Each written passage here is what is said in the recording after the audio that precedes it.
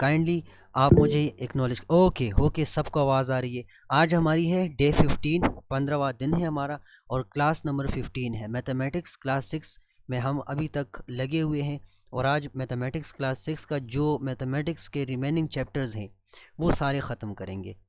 मैं आपको बताऊंगा कि मैंने 3 चैप्टर्स आज कैसे करने हैं, और इन तीनों को मैंने जल्दी में कैसे क्यों ख़त्म करना है, उसके पीछे एक रीज़न है। देखिए, ये जो नाम आपके सामने लिखे हैं, लाइंस, एंगल्स एंड सिमेट्री, इसमें हमारे पास जो एक्सरसाइज हैं उसके अंदर हम शेप्स बनाते हैं।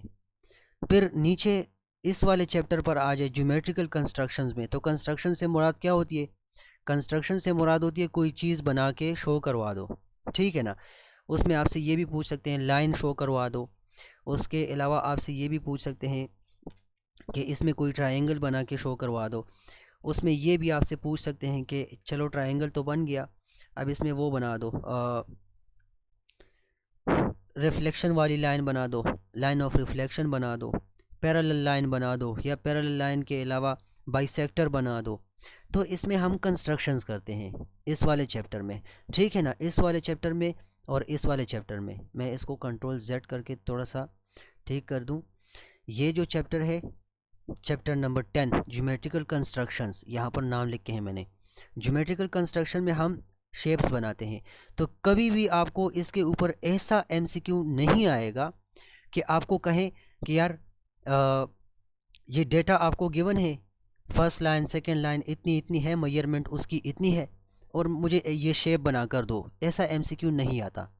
हाँ, कंसेप्चुअल MCQs इस पर आते हैं, वो मैं अभी आने वाली स्लाइड्स में आपको क्लियर भी करवा दूंगा, और आपको कहूँगा भी कि इसको अपने पास नोट कर लो।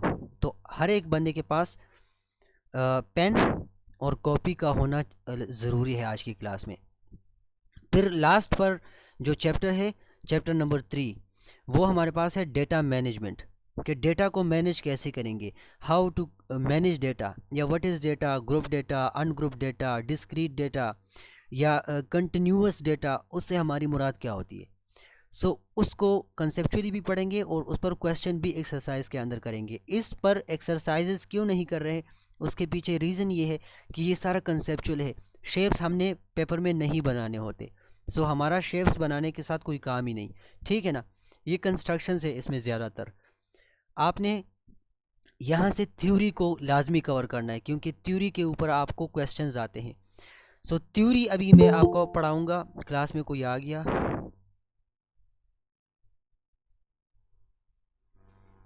ओके यूनिस भाई वेलकम। अच्छा, क्लास में कोई आ गया, इनको ऐड करना था। तो थ्योरी लाजमी कवर करनी है इन तीनों चैप्टर्स के ऊपर, चैप्टर 9, चैप्टर 10, चैप्टर 11 में क्वेश्चंस भी कर लेंगे, एक्सरसाइजेज भी करेंगे। इसके अंदर एक्सरसाइजेज जितने भी हैं, इसके अंदर एक्सरसाइज जितने भी हैं, वहाँ हमने वो नहीं करने। कंसेप्ट आपको बता दूंगा, क्लियर करवा दूंगा। बाकी अगर ख़ुद करना चाहते हैं या मुझसे करवाना चाहते हैं वो भी कोई मसला नहीं, बट ये MCQs के हवाले से वैल्यू नहीं रखते। आपको कहीं भी ऐसा MCQ नहीं आएगा कि आपको कहें कि यार ये डेटा गिवन है लाइन बना दो, या डेटा गिवन है एंगल्स बना दो, या डेटा गिवन है शेप्स बने होंगे और आपको कहेंगे कि इसमें सिमेट्री कौन सी है, सिमेट्रिकल है या नहीं है। इस पर MCQs नहीं आते। फिर ज्योमेट्रिकल कंस्ट्रक्शंस में कल भी कुछ शेप्स के हवाले से बातें हुई थी। क्यूब था, क्यूबॉइड था, उसके अलावा रेक्टेंगल था, ट्रायंगल था, वो सारे शेप्स। तो शेप्स के ऊपर क्वेश्चंस नहीं आते कि यार ये शेप बना दो, या इससे कैसे शेप बनेगा, और आपको 4 ऑप्शंस गिवन होंगे। नहीं, ऐसा बिल्कुल रेयर केसेस में अगर हो जाए तो ठीक है, अदरवाइज़ नहीं होता। हम थ्योरी लाजमी इसकी कवर करेंगे, इन चीज़ों की थ्योरी लाजमी कवर करेंगे, ठीक है ना। क्या कवर करेंगे इसका? हमने इसकी थ्योरी को लाजमी कवर करना है। अभी जितने पॉइंट्स में लिखूंगा वो आपने एज इट इज़ करके अपने पास नोट करने हैं। पहले तो आप अपने पास ये चीज़ नोट करें, आपके इस चैप्टर में, इस वाले चैप्टर में लाइंस, एंगल्स एंड सिमेट्री और ज्योमेट्रिकल कंस्ट्रक्शन में एक टर्म यूज़ होगी बार बार, जिसको बाइसेक्टर बोलते हैं। क्या बोलते हैं? बाइसेक्टर। मैंने आपको कहा आपके पास पेन एंड पेपर का होना ज़रूरी है। जिसके पास पेन एंड पेपर है वो इस चीज़ को लिख लो, थोड़ा सा खैर है तकलीफ़ कर लो, इस चीज़ को लिख लो। जिसके पास भी पेन एंड पेपर है वो हैंड रेस करे प्लीज़, लिख लो बाइसेक्टर। बाइसेक्टर किस चीज़ को बोलते हैं? देखिए बाइसेक्टर हमारे पास, यार क्लास में कोई आ गया, क्लास में टाइम पर लोग, अच्छा okay.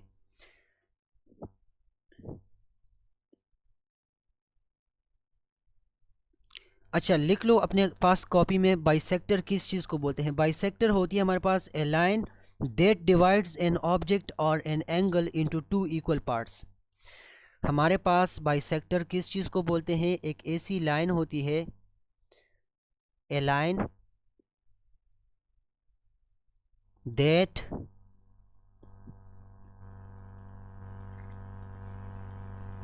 Divides, sorry, that divides an object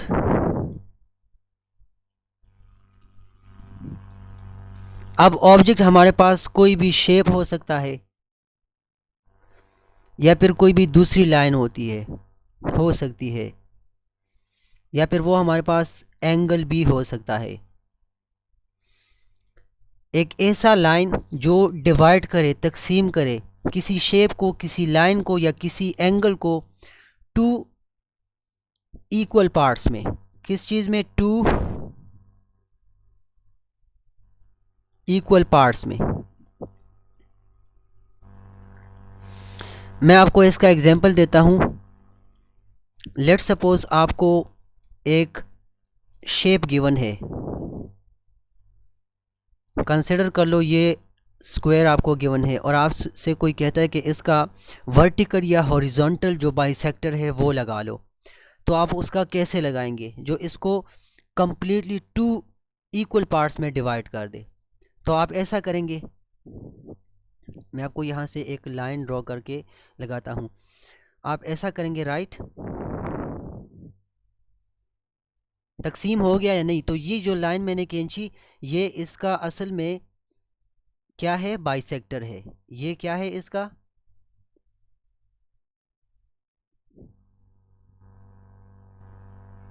bisector है। यहाँ तक समझ आ गया आप लोगों को? समझ गए आप लोग? काइंडली रेज योर हैंड अगर कोई कन्फ्यूजन है तो। यूनुस भाई कोई कन्फ्यूजन तो नहीं? किसी शेप को एक लाइन टू इक्वल पार्ट्स में डिवाइड करता है तो उसको हम क्या बोलते हैं? बाइसेक्टर बोलते हैं। लेट्स सपोज आपके पास कोई एंगल है, ठीक है, आपके पास कोई एंगल है, मैं यहाँ पर एक एंगल बना देता हूँ। लेट्स सपोज आपके पास ये वाला एंगल है, इसकी मेजरमेंट कंसिडर कर लो, ये यहाँ से स्टार्ट हो गया ए बी सी। इसकी मेजरमेंट कंसिडर कर लो कि एंगल ए बी और सी की मेजरमेंट 60 डिग्री है और आपको कोई कहता है कि इसका बाइसेक्टर क्या होगा? तो इसका एक ऐसा पॉइंट, लेट सपोज यहाँ पर इसका बाइसेक्टर गुजर गया। मैं आपको यहाँ पर बाइसेक्टर इसका बना के दिखाता हूँ।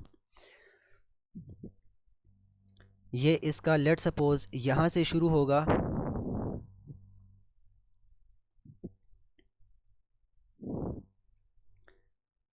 यहाँ से शुरू होगा और यहाँ पर आएगा। ऐसे नहीं आ रहा मुझसे, मैं इसको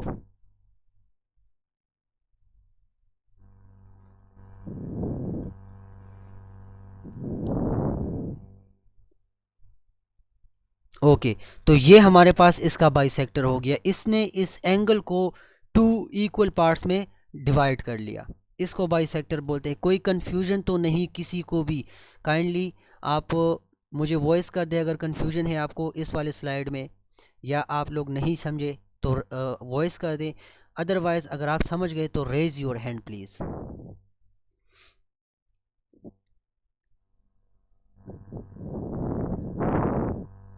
एनीवन, आपको मेरी आवाज़ आ रही है तो रेज योर हैंड अगर आप समझ गए हैं। ओके, 2 बंदे समझ गए, 3 बंदे समझ गए, बाकी हिफ्सा, इरम, अरशद और रुहमा, ओके आपका हैंड रेज है। और शाहजैन मलिक, यहाँ तक कोई कन्फ्यूजन नहीं? आलम भाई, सैयद आलम शाह भाई, कोई कन्फ्यूजन तो नहीं यहाँ? बाइसेक्टर को आप समझ गए? ओके, अभी दूसरे पॉइंट पर आ जाएं। दूसरा जो थ्योरेटिकल टर्म है चैप्टर नंबर 9 और चैप्टर नंबर 11 से, ठीक है ना, सॉरी 10, चैप्टर नंबर 9 और 10 से, वो दूसरा टर्म हमारे पास कौन सा है उसको नोट कर लें। ये मैं थ्योरी पढ़ा रहा हूँ, ये आपने अपने पास कॉपी में लिख कर नोट करना है और इस पर आपने खूब इसको याद करना है। ये सारे पॉइंट्स आपने याद करने हैं। बाइसेक्टर के ऊपर आपको एमसीक्यू आ सकता है कि यार बाइसेक्टर असल में होता क्या है। इस पर एमसीक्यू आपसे पूछ सकते हैं कि bisector is a line that divides an object in dash equal parts 2, 3, 4, 5।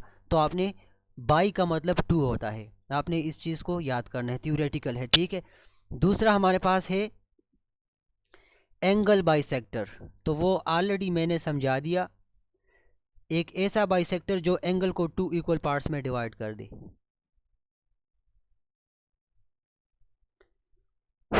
Angle bisector a line that splits an angle into 2 equal smaller angles. एक बहुत बड़ा एंगल है हमारे पास, यहाँ पर गुजर गया एक एंगल है, उसने उसको 2 इक्वल पार्ट्स में, ये अलग एंगल बन गया यहाँ से यहाँ तक और ये यहाँ से यहाँ तक अलग एंगल बन गया, ठीक है ना।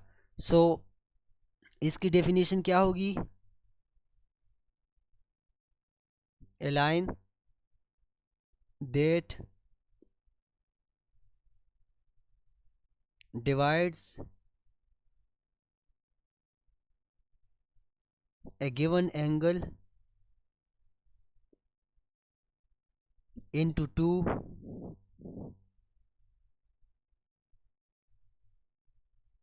equal smaller angles।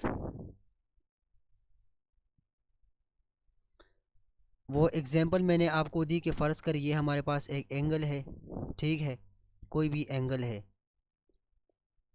A B C, consider कर ले ए बी सी का जो एंगल है वो हमारे पास इक्वल है, लेट सपोज़ यहाँ पर हमारे पास ये इक्वल है 45 डिग्री के।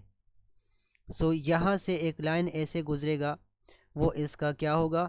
वो इसका कहलाएगा बाइसेक्टर। लेकिन क्या बाइसेक्टर? Angle bisector.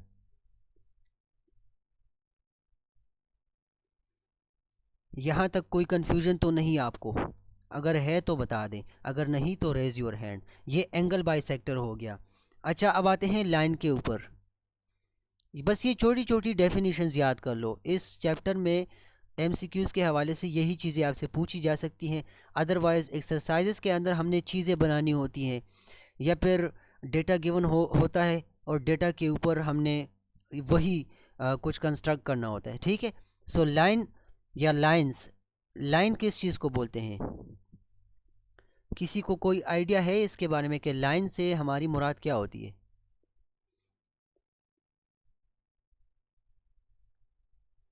यार हमारे पास एक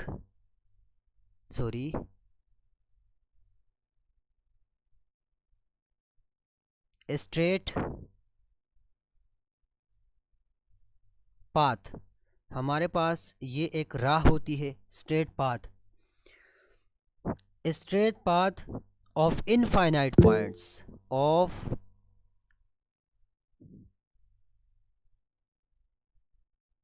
इनफाइनाइट पॉइंट्स। बेशुमार किस्म के पॉइंट्स हमारे पास हैं, उसके ऊपर हमने उनको जोड़ दिया एक लाइन के ज़रिए। तो उसको लाइन क्यों हम बोलते हैं? क्योंकि वो उन इनफाइनाइट पॉइंट्स को जोड़े रखता है। सो उसको देट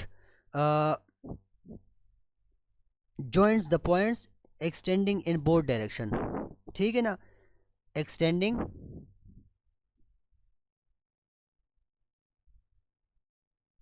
इन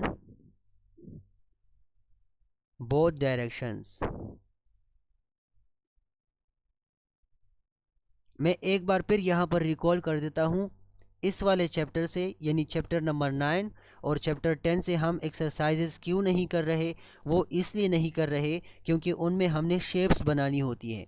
हमारे पास फुट का होना चाहिए, हमारे पास ज्योमेट्रिकल शेप्स का कंसेप्ट होना चाहिए कि हम शेप इस तरह बनाएंगे। हमें डेटा गिवन होगा कि पॉइंट ए से लेकर बी तक डिस्टेंस इतना है और बी से लेकर सी तक इतना है और ए से लेकर सी तक इतना है, तो इस पर एक ट्रायंगल बना दो। तो उसके ऊपर हम ऐसे करके एक ट्रायंगल बना देंगे। तो इसके ऊपर हमें एमसीक्यूज़ नहीं आते, सो हम इसलिए इन चैप्टर से एक्सरसाइजेस को कवर नहीं कर रहे। अच्छा, अभी इसकी शेप इस तरह होती है।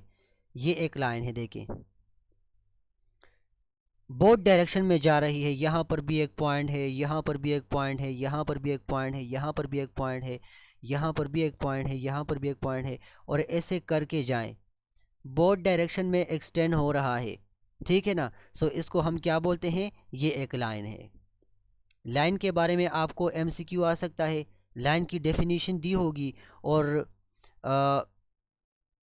नीचे ऑप्शन में आपको गिवन होगा कि ये डेफिनेशन किस चीज़ की है, लाइन की है, एंगल की है, या फिर रेक्टेंगल की है, ट्रायंगल की है। तो डेफिनेशन को समझकर आपने वहाँ पर ऑप्शन को सेलेक्ट करना हो कि भाई ये डेफिनेशन तो लाइन की है। या आपको यहाँ पर भी कंफ्यूज कर सकते हैं कि इनफाइनाइट पॉइंट्स लाइन में होते हैं या फाइनाइट पॉइंट्स लाइन में होते हैं। तो लाइन में हमेशा याद रखें, लाइन में हमारे साथ इनफाइनाइट पॉइंट्स होते हैं, ठीक है ना, वो हमारे साथ इनफाइनाइट पॉइंट्स होते हैं जनरलाइज टर्म में, ठीक है।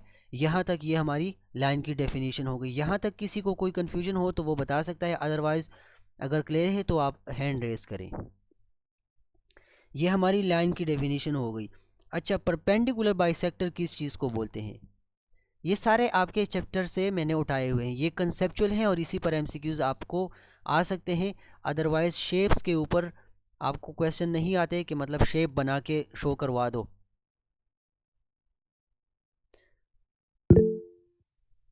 अच्छा, परपेंडिकुलर बाइसेक्टर किस चीज़ को बोलते हैं?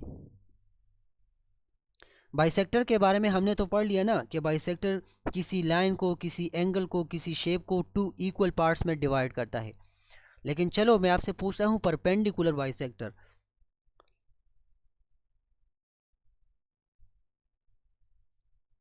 देखिए, परपेंडिकुलर बाइसेक्टर वो होता है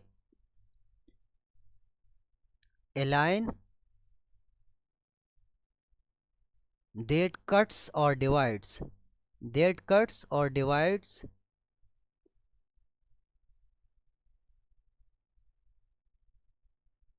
another line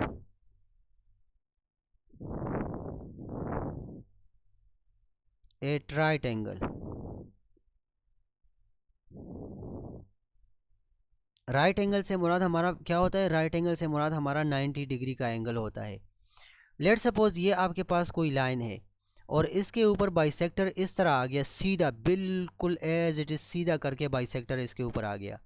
तो यहाँ पर क्या एंगल बन रहा है? यहाँ पर 90 का एंगल बन रहा है।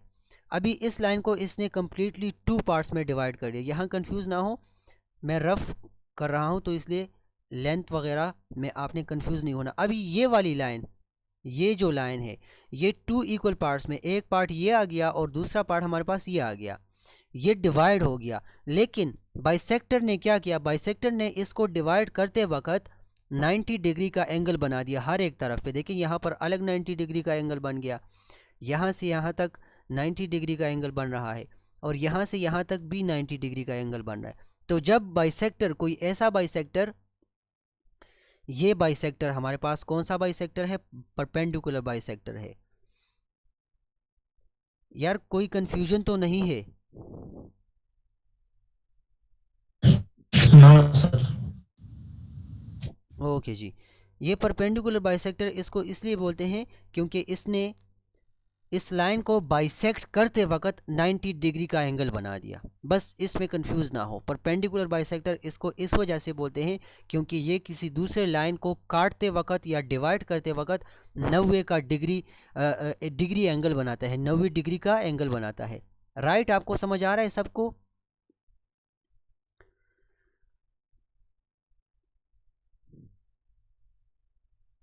ओके जी, सबको समझ आ रहा है, ज़बरदस्त।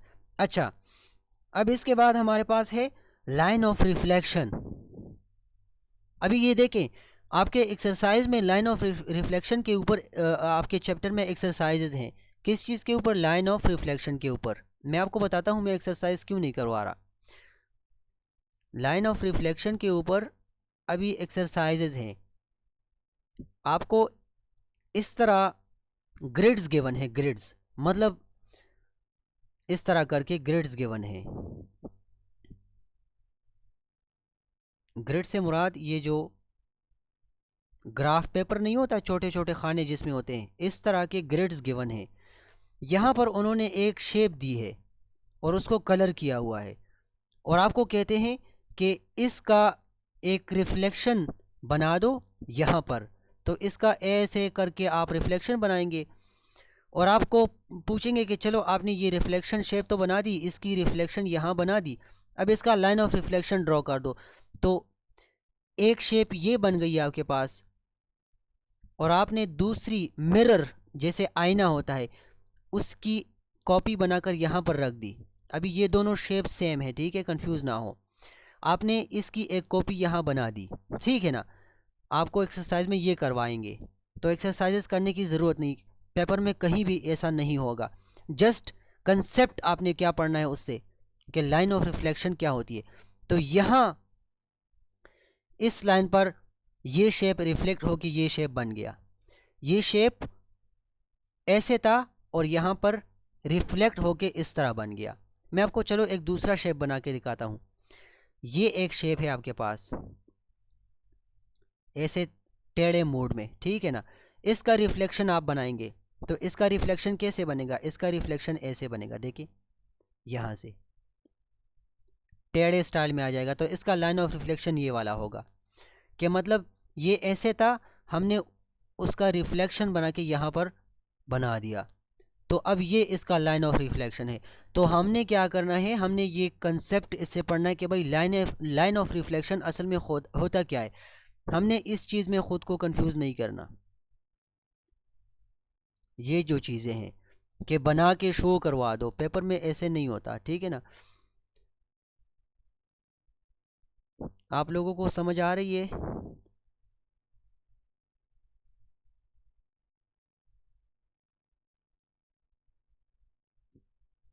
हमने ये काम करना ही नहीं। हमने क्या करना है, हमने जस्ट लाइन ऑफ रिफ्लेक्शन को समझना है। A line that acts as a mirror reflecting objects और शेप सिमेट्रिकली। तो चैप्टर का नाम क्या था, लाइंस, एंगल्स एंड सिमेट्री। मतलब एक चीज़ की आईने में जो शेप बनती है, आप आईने के सामने खड़े हो जाए तो बिल्कुल आपका ही चेहरा आपको नज़र आएगा ना, तो वो बीच में जो आईना है वो लाइन ऑफ रिफ्लेक्शन है और दूसरी साइड पर आपकी रिफ्लेक्शन हो रही है, आपका अक्स नज़र आ रहा है, ठीक है। सो इसकी डेफिनेशन लिख के समझने के लिए डेफिनेशन लिख ले, a line that acts as a mirror, a line that acts जो किरदार अदा करता है एज अ मिरर शीशे की तरह या आईने की तरह, ठीक है ना। रिफ्लेक्टिंग ऑब्जेक्ट्स,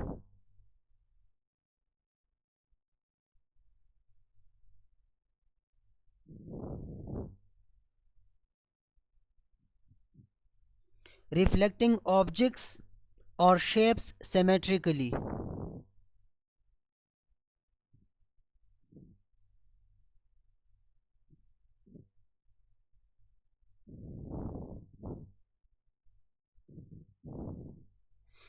सिमेट्रिकली से मुराद हमारी क्या है कि इक्वल, जैसे वो ओरिजिनल शेप होती है। अभी एक सर्कल हमारे पास है तो ये रिफ्लेक्ट होके सर्कल ही बनेगा। आपके हाथ में पेन है, ठीक है, पेन, आप आईने के सामने खड़े हो गए और आपने ये फ़र्ज़ करें ये मिरर है, ठीक है। क्या लिख रहा हूँ मैं, ये आपके सामने एक मिरर गिवन है, आपके सामने एक मिरर पड़ा हुआ है और आपके हाथ में है एक पेन। आपने ऐसे उसको करके शीशे के सामने रख दिया, ठीक है ना। ये आपके सामने एक आपके हाथ में एक पेन है, आपने ऐसे करके शीशे में शो करवा दिया तो उसकी रिफ्लेक्शन एज इट इज़ बनेगी। सो ये मिरर जो है, मिरर यहाँ पर इसका लाइन ऑफ रिफ्लेक्शन बनेगा, या ये सर्कल मैंने बना दिया, सो इसका ये लाइन ऑफ रिफ्लेक्शन है। ओरिजिनल यहाँ पर होगा और रिफ्लेक्टिंग जो ऑब्जेक्ट बनेगा वो यहाँ पर आईने में आपको शो हो जाएगा। सिमेट्रिकली से मुराद हमारी क्या है कि इक्वल, अगर ये काला होगा तो ये ऑब्जेक्ट भी काला होगा। ये अगर लेट सपोज ब्लैक पेन है, कलर में ब्लैक, तो ऑब्जेक्ट भी आपको ब्लैक ही नज़र आएगा। सो सिमेट्रिकली से मुराद ज्योमेट्री में सिमेट्री किस चीज़ को कहते हैं कि जैसे कोई चीज़ होती है एज इट इज़ उसकी रिफ्लेक्शन। तो यहाँ तक आप लोग समझ गए लाइन ऑफ रिफ्लेक्शन किस चीज़ को बोलते हैं? किसी चीज़ को, ऑब्जेक्ट को सिमेट्रिकली रिफ्लेक्ट करे, ठीक है ना। एक ऐसी लाइन जो किसी चीज़ को रिफ्लेक्ट करे बिल्कुल सिमेट्रिकली, इक्वल उसको शो करवा दे। सो वो लाइन ऑफ रिफ्लेक्शन होती है। यहाँ तक अगर कोई नहीं समझा तो वो बता सकता है, otherwise you can raise your hand.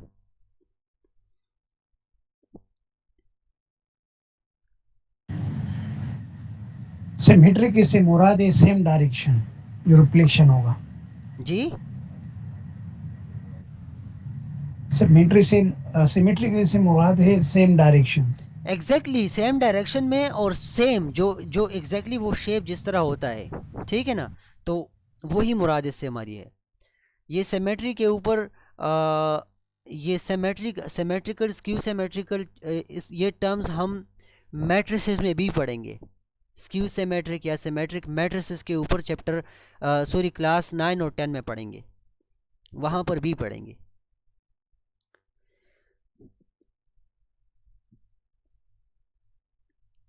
और सिमेट्री डायरेक्शन की आपने बात की, तो अगर आपने बॉल पॉइंट ऐसे पकड़ा हुआ है, ठीक है, ऐसे, ये देखें, ऐसे आपने पकड़ा हुआ है बॉल पॉइंट, ठीक है ना, तो आपको आईने में भी एज इट इज़ ही नज़र आएगा।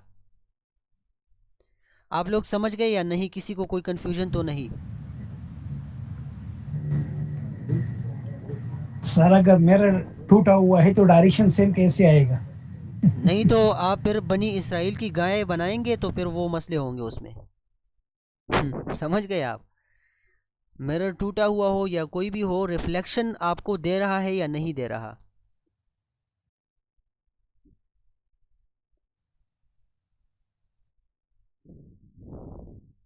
हेलो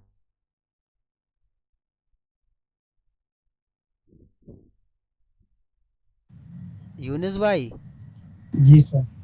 नहीं सर, वो ये एक सर रिफ्लेक्शन लाइन जो है ना वो फिजिक्स में भी यूज होता है, और एक सर ज्योमेट्री में, तो इसका सर अलग अलग यहाँ पे मतलब है। अलग अलग बिल्कुल भी मतलब नहीं है, वो भी रिफ्लेक्शन है और ये भी रिफ्लेक्शन है। साया, वहाँ पर भी रिफ्लेक्शन की बात होगी और यहाँ पर भी रिफ्लेक्शन की बात हो रही है। ये असल में इस चीज़ की कॉपी बनाकर आपको शो हो जाती है कि एज इट इज़ सिमेट्री को बरकरार रखते हुए इसकी ये लाइन इसकी शेप बना देता है, बट दूसरे डायरेक्शन में, दूसरे साइड पर, दूसरी तरफ आईने की तरफ खड़े हो जाएं तो आपको सिमेट्री की वजह से लाइन ऑफ रिफ्लेक्शन वही शेप शो करवाएगा। यूनस भाई आईने में के सामने खड़े हो जाते हैं तो यूनस भाई को आईने में यूनस भाई ही नज़र आता है ना, कि नहीं? वहाँ पर आप जब खड़े हो जाएंगे आईने की तरफ देखेंगे तो वहाँ पर आईने में मेरी शक्ल तो नज़र नहीं आएगी। सो सिमेट्री बरकरार रहती है, डायरेक्शन वगैरह भी बरकरार रहता है, अप डाउन वो सब कुछ बरकरार रहता है। अगर बल पॉइंट को आप ऐसे करेंगे, सीधे पकड़ेंगे और आईने के सामने रखेंगे तो भी सिमेट्री उसकी सेम आएगी, अगर उल्टा करेंगे तो वहाँ पर भी उल्टा हो जाएगा। सो सिमेट्री यहाँ पर मुराद हमारी ये है कि वो शेप्स बिल्कुल एज इट इज़ करके आपको दूसरी साइड पर रिफ्लेक्ट हो जाती है लाइन ऑफ रिफ्लेक्शन की वजह से। किस चीज़ की वजह से? लाइन ऑफ रिफ्लेक्शन की वजह से। अच्छा, पैरेलल लाइंस, ये दूसरा टॉपिक, इसको कॉपी में लिख लें। अच्छा यार यूनस भाई, यहाँ तक जो मैंने पढ़ा दिया, यूनस भाई, बाकी बंदे ये आप नोट कर रहे हैं या नहीं? स्लाइड्स तो मैं प्रोवाइड कर दूंगा लेकिन आपके हाथ से भी इसको निकलना चाहिए। आपके हाथ से इन चीज़ों को का निकलना चाहिए, आपने लिखना है। यूनस भाई आप लिख रहे हैं या नहीं? यस बाकी सर, लिख रहे हैं। बाकी बंदे आप लोग लिख रहे हैं या नहीं? अच्छा ओके राइट। मैसेजेस किस किस ने किया है? सर थ्योरी मीन्स का मतलब होता है कंसेप्ट को समझना, किसी चीज़ के पीछे थ्योरी क्या है, उसके पीछे इंफॉर्मेशन या हिस्ट्री क्या है। तो अगर आप एंगल के बारे में अभी कंस्ट्रक्ट कर रहे हैं, एंगल बना रहे हैं, जैसे कि इस स्लाइड में आपको एंगल नज़र आ रहा है, देखें ये वाली एंगल आपको नज़र आ रही है, ये सबको नज़र आ रही है। तो अगर एंगल आप बना रहे हैं और आपको पता ही नहीं कि एंगल होती क्या चीज़ है, सो वो थ्योरी होती है कि आपको पता चले कि भाई ये चीज़, इसको इसलिए एंगल बोलते हैं। Is everything clear to all of you? अच्छा, मेरा मकसद ये था कि आपने ये लिखना लाजमी है। ओके। अच्छा, पैरेलल लाइन के बारे में किसी को पता है? यूनुस भाई आपको पता हो या किसी और बंदे को पता हो? Yes, sir. The line that never intersect. That never intersect each other. Yes, sir. इसमें और बातें भी हैं, इसमें ये पॉइंट लाजमी रखें। अच्छा सर, इसमें कि दे, जी जी जी, मैं डिफिनीशन लिखता हूँ, आप अपनी बात पूरी करें। sir, they palm with another cross line. Two or more lines that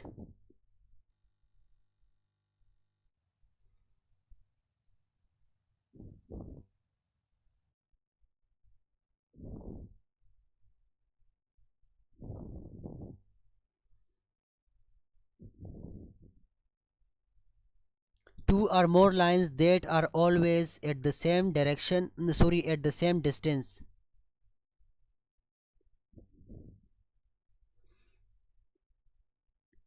distance apart मतलब एक दूसरे से किसी मखसूस फासले के साथ जाएंगे। एंड देन नेवर मेट या then never intersect each other and they will never met.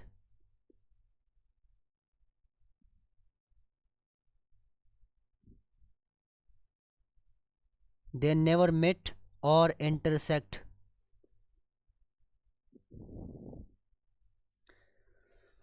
अभी मैं आपको दो लाइन देता हूँ, ये कि देखें, एक लाइन ये है और एक लाइन ये है। सॉरी, मैं आपको ज्योमेट्रिकली शो करवाता हूँ ताकि आपको सही से समझ आ जाए। एक लाइन हमारे पास ये वाली है, ठीक है, और दूसरी लाइन हमारे पास ये है। एज इट इज़ आ रहे हैं या नहीं आ रहे, एक दूसरे के साथ सेम डिस्टेंस पर है या नहीं है? आप लोग मुझे आवाज़ दें काइंडली। ये देखें, इनके बीच में ये फासला सेम है या नहीं है, और ये कभी भी ये लाइन जा रहे हैं ऐसे या फिर ऐसे, ये कभी भी एक दूसरे को इस तरह इंटरसेक्ट नहीं करेंगे कि इनका पॉइंट ऑफ इंटरसेक्शन बन जाए। They will never meet each other, ये किसी पॉइंट पर भी एक दूसरे को कट नहीं करेंगे, एक दूसरे को बाइसेक्ट नहीं बनेगा इनका। आप लोगों को ये डेफिनेशन समझ आ गई या नहीं? पैरेलल लाइन इसको बोलते हैं कि दो लाइंस एक दूसरे से एक मखसूस फासले पर होंगे और वो ऐसे डायरेक्शन में जाएंगे, सेम डायरेक्शन में भी जा सकते हैं, अपोजिट में भी जा सकते हैं। कंफ्यूज ना हो, मैं आपको यहाँ पर एक चीज़ लिख कर देता हूँ, इस चीज़ में आपने कंफ्यूज नहीं होना। ये ऐसे भी जा सकते हैं, एक इस तरफ जा रहा है और एक इस तरफ जा रहा है। अब ये देखिए, ये लाइन यहाँ से शुरू है, ये लाइन यहाँ से शुरू है। ये कभी भी अगर ये इस तरफ जा रहा है और या ये इस तरफ जा रहा है तो ये एक दूसरे को टच तो नहीं कर रहे हैं ना। सो दे आर पैरेलल। ये क्या है? इसमें कोई कन्फ्यूजन तो नहीं है आप लोगों को? ये थ्योरी मैंने आज बस ये पढ़ानी है, बाकी एक्सरसाइज के अंदर और कुछ भी नहीं है। एमसीक्यू के हवाले से exercises they are not important, ठीक है ना? तो आपने ये चीज़ें समझनी है और इसको पढ़ना है। पैरेलल लाइन के ऊपर आपको एमसीक्यू आ सकता है कि parallel line or lines that are always, इस तरह कुछ इसमें से मिसिंग करके आपको ऑप्शन दे सकते हैं। तो आपने ये डेफिनेशन याद करनी है। यहाँ तक आपको समझ आ गया या नहीं? Yes sir. सर, इसमें एक पॉइंट है जी। कि what is two parallel lines, what is two parallel lines, what is two? Parallel lines. यार भाई, दो लाइन है या पांच लाइन है, पैरेलल जा रहे हैं तो बस ठीक है, वो सर पैरेलल हैं। Sir sir with example. ये क्या है? ये आपके सामने एग्जांपल है या नहीं? दो लाइन है या नहीं?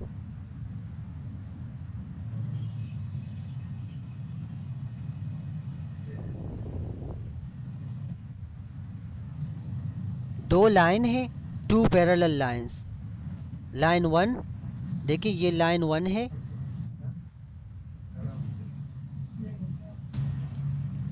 और ये है line 2। So they are parallel. Why? Because they are not intersecting each other. They are not meeting each other at any point. They are not bisecting each other. They are not crossing each other. So they are parallel. Line 1 and line 2 are parallel. यहाँ तक समझ आ गया? ये sir मैं अगर in vertical और horizontal में होगा तो वो कैसे प्रूव करेंगे? वो अगर ऐसे सर मैं मतलब एक टेबल पे हम एक बुक रखेंगे तो उसकी लाइन कैसी सेम होगा? वो लाइन देखें कैसे होगा? मेरे भाई देखें, ये लाइन है वर्टिकल, ठीक है, से अपर डायरेक्शन में जा रही है। ये लाइन है हॉरिजेंटल, तो ये तो हो ही नहीं सकता कि ये पैरेलल हो। ये अगर आप देखें, ये यहाँ पर एक दूसरे को इंटरसेक्ट कर सकते हैं। अगर इस लाइन की डायरेक्शन यहाँ होगी तो ये एक दूसरे को यहाँ पर इंटरसेक्ट कर देंगे। सो दे आर नॉट पैरेलल, फिर तो ये पैरेलल नहीं हो गए।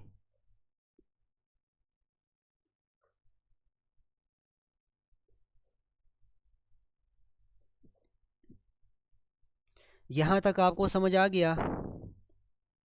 यूनुस भाई समझ आ गया? मैं चाहता हूँ कि इन चीज़ों पर यस हम सर। यानी सर जी जी जी वर्टिकल और हॉरिजॉन्टल जो डायरेक्शन है ना वो सर आप बोल रहे हैं कि ये इंटरसेक्ट नहीं होगा?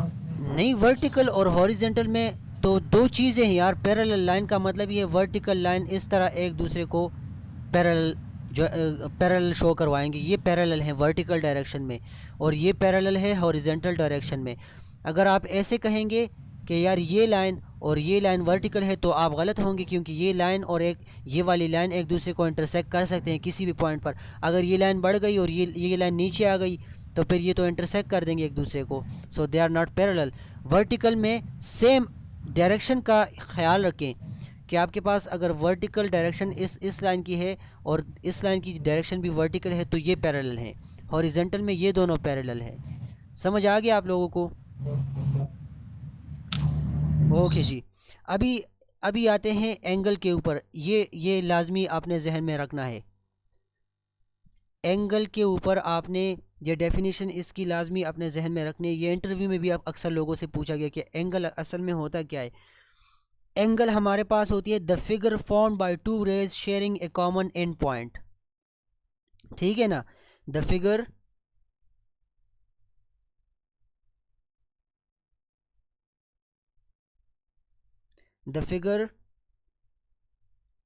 formed by two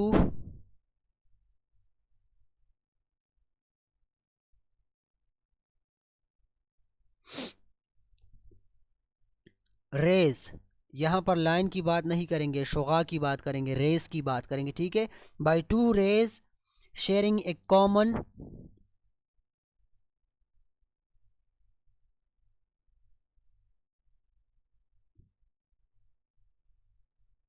and point, ख़त्म होने वाला नुक्ता।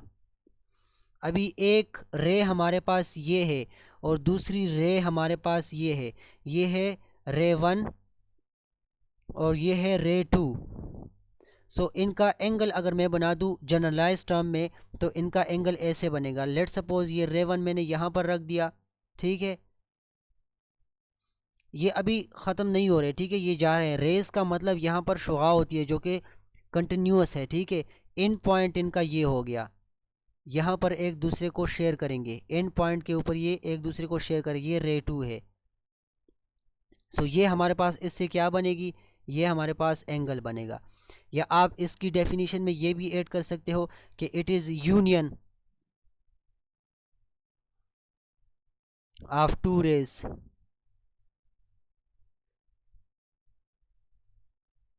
Having a common end point. यहाँ तक कोई कन्फ्यूजन तो नहीं? बस सिंपल एंगल की डेफिनेशन याद कर लो कि दो शुआएँ हैं और एक दूसरे के साथ एक पॉइंट पर वो ख़ुद को शेयर कर रहे हैं। एंड पॉइंट उनका शेयर हो रहा है और उनकी यूनियन बन रही है। यूनियन का मतलब तंजीम समझ लो, तंजीम, यूनियन जैसे तंजीम बोलते हैं। ठीक है? ये एंगल की डेफिनेशन मैंने क्यों पढ़ा दी, क्योंकि एंगल के ऊपर एक्सरसाइजेज हैं और आपसे एंगल्स बना रहे हैं। तो एंगल्स की डेफिनेशन पर आपको एमसीक्यू आ सकता है। ये हरगिज़ आपको पेपर में नहीं आ सकता कि आपको डेटा गिवन हो और आपको कहे कि एंगल बना दो। इसी वजह से एक्सरसाइजेस पर आपने टाइम वेस्ट नहीं करना, ये डेफिनेशन याद कर लो। इस क्लास में कितना टाइम रहता है यार? 11 मिनट्स हैं। जल्दी से बाकी के ये पॉइंट्स क्लियर करते हैं। एंगल की एक टाइप हमारे पास यूज़ होगी जो कि उसका नाम है ऑब्ट्यूज एंगल। ये आपने लाजमी याद करना है, इस पर आपको एमसीक्यू आ सकता है। ठीक है, ये एमसीक्यू के हवाले से एंगल्स, ये लाइंस, ये डेफिनेशन जितने भी पढ़ लिए, इसी पर आपको एमसीक्यूज आ सकते हैं। ऑब्ट्यूज एंगल किस को बोलते हैं? याद रखें, एक ऐसा एंगल जो 90 डिग्री से बड़ा हो लेकिन 180 डिग्री से छोटा हो। ठीक है ना? एन एंगल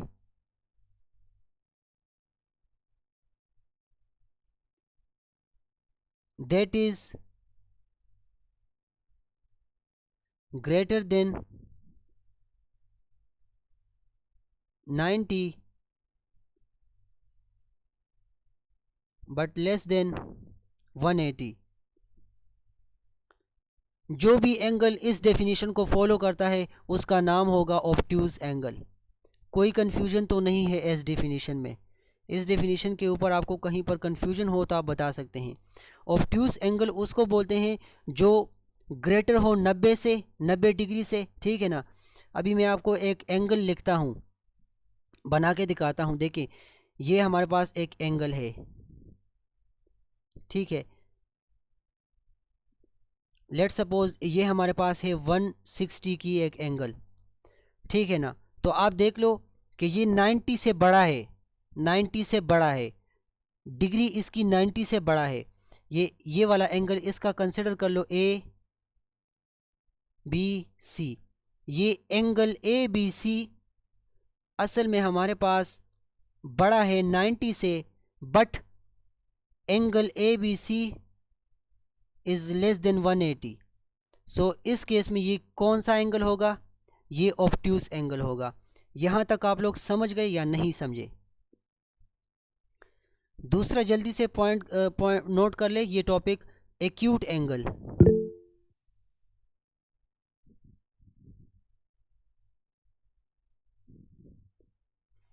एक्यूट एंगल उसको बोलते हैं वो एंगल जो 90 से छोटा हो। ठीक है ना? An angle smaller than 90 degree.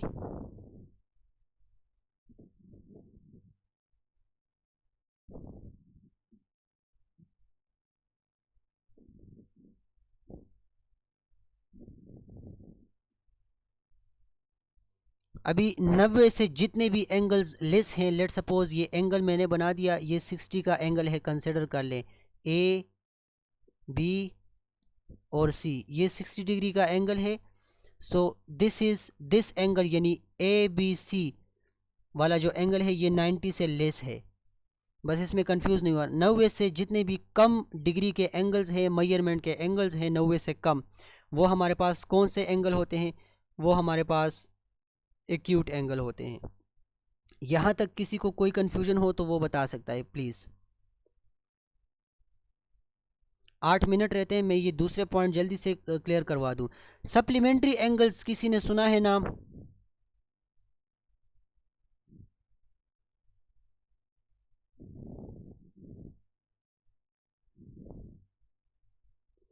अच्छा, रिकॉल कर दूं, हर एक बंदे ने ये पॉइंट अपने पास कॉपी में नोट करने हैं। स्लाइड्स तो मैं कोशिश करूंगा आपको प्रोवाइड कर दूं। सप्लीमेंट्री एंगल्स का मतलब क्या होता है? लेट सपोज हमारे पास दो एंगल्स हैं। ठीक है, two angles whose sum is 180 degree. ठीक है जी, टू एंगल्स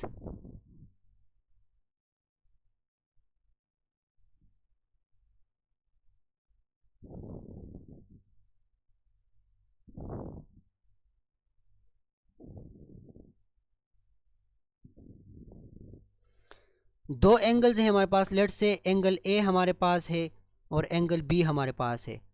एंगल मैंने जनरल नाम दे दिए। एंगल ए हमारे पास है 60 ठीक है, और 180 से 60 माइनस करो तो क्या आएगा?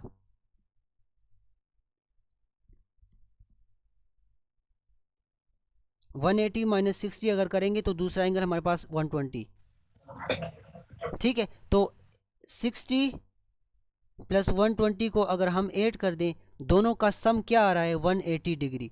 सो इस केस में ये दोनों एंगल्स जो हैं वो कौन से एंगल हैं? ये सप्लीमेंट्री एंगल्स हैं। सप्लीमेंट्री एंगल्स में कंफ्यूज ना हो, दो ऐसे एंगल्स जो एक दूसरे को अगर एक दूसरे के साथ ऐड हो जाएं तो ऐड होने के बाद इनकी सम 180 डिग्री के इक्वल आती है। सो इनको सप्लीमेंट्री एंगल्स बोलते हैं। अच्छा, कॉम्प्लीमेंट्री एंगल्स के बारे में किसी ने सुना है या नहीं?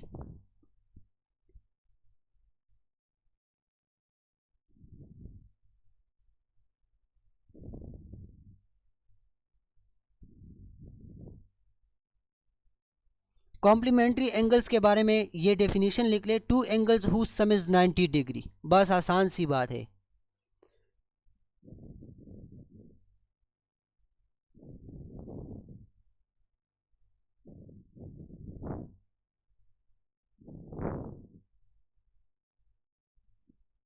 दो एंगल्स हैं हमारे पास, लेट्स से एंगल ए 30 है और एंगल बी हमारे पास 60 है। तो एंगल ए और एंगल बी को ऐड कर दो तो इसका आंसर क्या आएगा? 90 आएगा। देखिए 30 प्लस 60 इज इक्वल टू 90। अच्छा, सप्लीमेंट्री और कॉम्प्लीमेंट्री एंगल्स के ऊपर एमसीक्यूज आपको लाजमी आएंगे। जी, किसी ने कुछ कहना है तो कह सकते हैं। कोई कन्फ्यूजन तो नहीं यहाँ तक जो डिफिनीशंस हो गए? सर कोई एक बना दे आप। जी,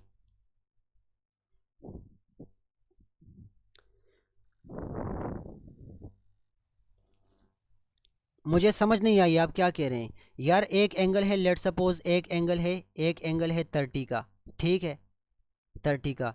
दूसरा एंगल आपके पास है 60 का। तो ये सप्लीमेंट कॉम्प्लीमेंट्री है या नहीं है? दोनों को ऐड कर दे, अगर इनका सम 90 आ रहा है तो ये कॉम्प्लीमेंट्री एंगल्स हैं। अगर 90 नहीं आ रहा तो कॉम्प्लीमेंट्री नहीं है। इसी तरह के केस में ये सप्लीमेंट्री एंगल्स भी हैं।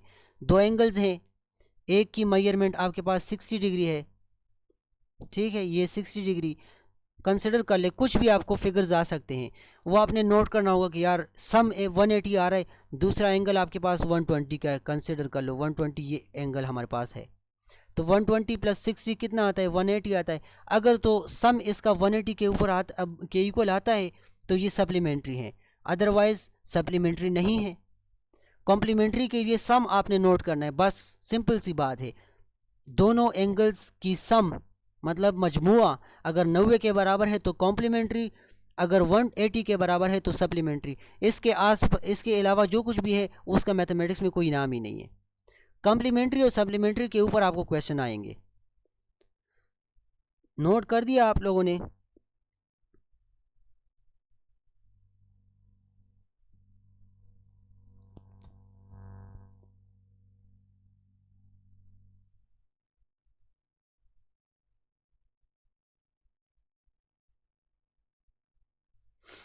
क्या आप लोगों ने ये नोट कर दिया या नहीं? Kindly raise your hand, yes sir. जिसने नोट किया है वो रेज हैंड रेज करे। अच्छा, 3 मिनट रहते हैं बस। अभी तक यहाँ तक पढ़ा दिया, दूसरी क्लास में बाकी के पॉइंट्स जल्दी जल्दी से पढ़ लेंगे। ये थ्योरी है, आज मुकम्मल थ्योरी है, इसमें कुछ नहीं था, एक्सरसाइजेस के ऊपर आपने नहीं जाना। क्लास 6 के ये जो चैप्टर हैं, चैप्टर नंबर 9, चैप्टर नंबर 10, इसमें आपने एक्सरसाइजेस पर गौर नहीं करना, आपने ये चीज़ें कवर करनी है, इनको याद रखना है। इसी के ऊपर आपसे एमसीक्यूज पूछे जा सकते हैं। ठीक हो गया या नहीं? यहाँ तक हर एक बंदे को क्लियर है?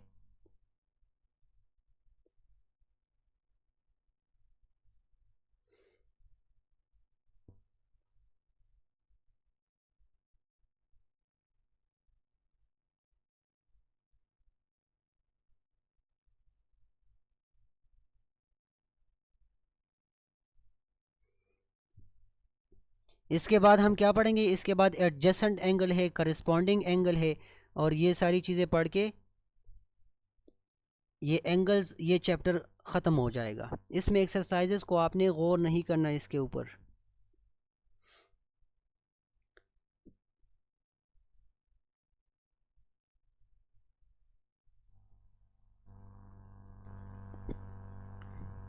इस क्लास में टाइम कितना रहता है, काइंडली कोई मुझे बताए। बस क्लास ख़त्म हो रही है, दूसरी क्लास आपको ज्वाइन करवाऊंगा हर एक बंदे ने। जो अभी 7 बंदे यहाँ पर हैं, 6 बंदे आपने लाजमी आना है, ठीक है, ताकि आज की थ्योरी आपको क्लियर हो जाए दूसरी क्लास में। 1 मिनट। हाँ, बस अभी अगर आप एक लीव, मिनट हाँ लीव करना चाहते हैं तो लीव कर दें, मैं दूसरी क्लास बना दूंगा। दुआ करें दूसरी क्लास जल्दी से बन जाए, जल्दी से बन जाए। इंशाल्लाह।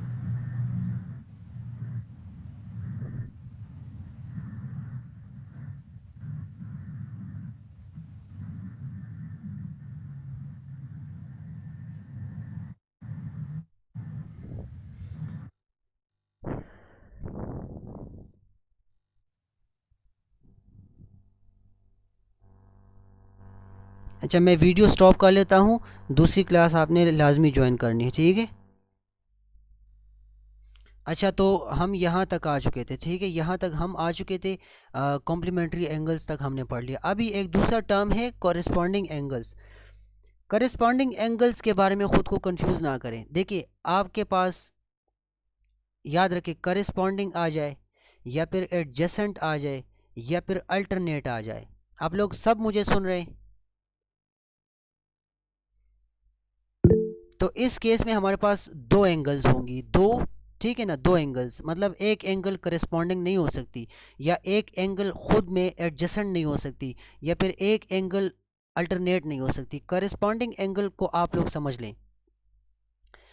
अभी हमारे पास कंसिडर कर लें, हमारे पास इस तरह के 2 लाइंस हैं, और ये करेस्पॉन्डिंग एंगल्स या फिर एडजेसेंट एंगल्स, ये अल्टरनेट एंगल्स, ये कब बनेंगे? इसमें अक्सर हमारे पास ट्रेवर्सल की बात होगी।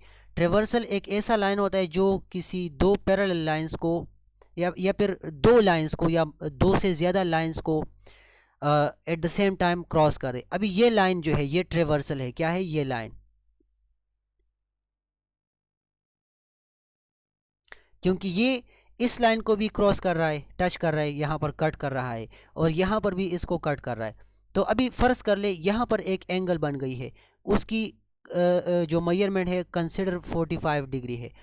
सेम एंगल इसी पोजीशन पर यहाँ पर बन रही है 45 डिग्री। तो ये वाली एंगल और ये वाली एंगल क्या होगी? ये करेस्पॉन्डिंग एंगल होगी। एक लाइन के ऊपर एक एंगल बन गई एक पोजीशन पर, दूसरी लाइन के ऊपर भी सेम मेजरमेंट के बराबर दूसरी एंगल बन गई सेम पोजीशन पर। तो पोजीशन की वजह से इनको क्या कहेंगे? इनको कॉरेस्पॉन्डिंग लाइन कहे, कॉरेस्पॉन्डिंग एंगल्स कहेंगे। क्या आप लोगों को यहाँ पर समझ आ गया या नहीं? देखिए, कॉरेस्पॉन्डिंग एंगल्स वो होती हैं, कॉरेस्पॉन्डिंग एंगल्स हमारे पास वो होती हैं। रिकॉर्डिंग स्टार्ट है या नहीं? ओके, रिकॉर्डिंग हो रही है। कॉरेस्पॉन्डिंग एंगल्स हमारे पास वो होती हैं that holds the same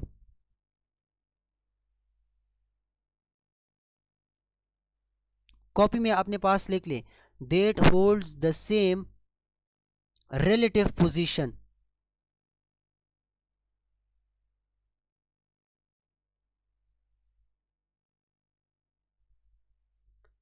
as another angle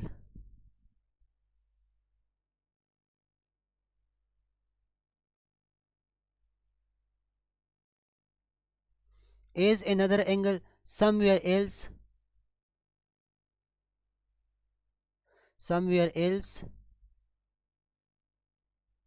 in the figure।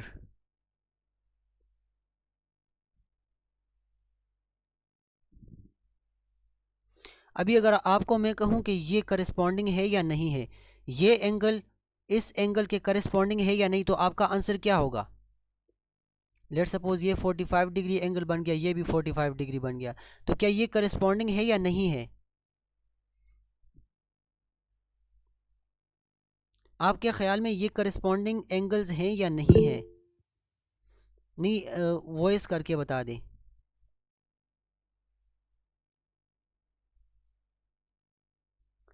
Voice के थ्रू बता दे प्लीज। Ji sir. नहीं ये जी सर है, ये क्योंकि हमारे नहीं करस्पॉन्डिंग नहीं है, इनका पोजीशन चेंज है। देखिए ये अगर पोजीशन ए पर यहाँ पर बन चुका है ये एंगल, तो ये पोजीशन बी पर बन चुका है। मैंने आपको कहा ट्रेवर्सल की वजह से जो एंगल्स बन जाए, एक ऐसे लाइन की वजह से जो दो लाइंस को क्रॉस कर रहा है, यहाँ पर भी इसको कट कर रहा है और यहाँ पर भी इसको कट कर रहा है। सो ये ट्रेवर्सल की वजह से जब एंगल्स बनेंगे उनको करस्पॉन्डिंग एंगल्स कहेंगे। इनको हम यहाँ पर इनको हम करस्पॉन्डिंग नहीं कह सकते बिकॉज ऑफ पोजीशन। यहाँ पर बात हुई है पोजीशन की, रिलेटिव पोजीशन की। ये पोजीशन ए पर है, ये पोजीशन बी पर। अगर ये पोजीशन बी पर है और ये पोजीशन ए पर है तो फिर भी पोजीशन सेम ही आ रहे हैं। देखिए सेम पॉइंट पर है, सेम लोकेशन पर है, सेम पोजीशन पर है, इसी वजह से ये करस्पॉन्ड कर रहे हैं एक दूसरे को। अभी आपको समझ आ गया या नहीं? क्लियर हो गया?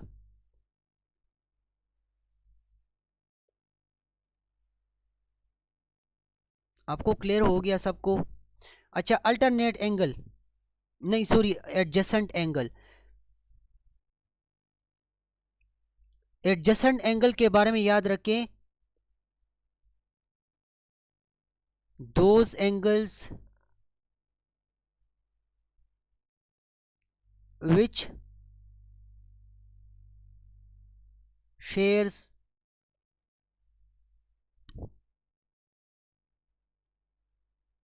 a common side। अभी मैं आपको एक लाइन देता हूं, इस पर एक बाइसेक्टर बन गया ये वाला, इसने यहाँ पर इनको बाइसेक्ट किया, तो एक एंगल यहाँ बन गई और एक एंगल यहाँ बन गई। लेट सपोज ये 45 डिग्री है और लेट सपोज ये कंसिडर कर ले ये 90 डिग्री है। तो देखें यहाँ ये जो 90 डिग्री की एंगल है और ये जो 45 डिग्री की एंगल है, इनका ये जो बीच वाला लाइन है, बीच वाला जो बाजू है, ये इन लोगों ने शेयर किया हुआ है। ठीक है, ये वाला ये पॉइंट यहाँ से दोनों के लिए सेम है। सेम है या नहीं है? तो ये क्या है? ये हमारे पास एडजेसेंट है, एक दूसरे के साथ बिल्कुल जुड़े हुए हैं, लगे हुए हैं। ये हमारे पास एडजेसेंट एंगल है। क्या है? यहां तक कोई कंफ्यूजन तो नहीं करस्पॉन्डिंग एंगल्स में या फिर एडजेसेंट एंगल में? समझ आ गया या नहीं आई समझ?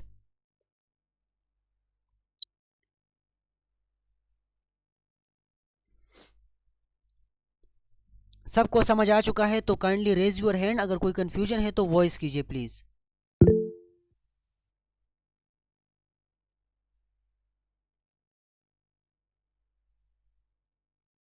स्क्रीन और व्हाइट बोर्ड सबको नजर आ रहा है?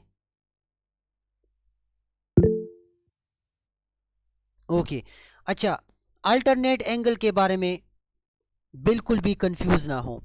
करेस्पॉन्डिंग एंगल आपने समझ लिया कि रिलेटिव पोजीशन, जब उनकी पोजीशन सेम हो, मल्टीपल लाइंस हैं, ठीक है, ट्रेवर्सल की वजह से उनकी रिलेटिव पोजीशन सेम हो। तो अल्टरनेट एंगल के केस में क्या होगा? अल्टरनेट एंगल के केस में अगर लेट सपोज ये टू लाइंस हैं करेस्पॉन्डिंग, और ये जो अल्टरनेट एंगल्स हैं ये ट्रेवर्सल की वजह से बनते हैं। लेट सपोज एक ट्रेवर्सल यहाँ पर गुजर गया, इसने इन दोनों लाइंस को कट कर दिया यहाँ पर, तो आप देखें एक एंगल कंसिडर कर ले यहाँ पर बन गई, ठीक है। इसके अपोजिट एक एंगल यहाँ पर बन गई, तो इसकी मिकदार अगर 45 डिग्री होगी, इसकी भी 45 डिग्री होगी, क्योंकि ये अल्टरनेट एंगल है, पोजीशन इनकी सेम नहीं है।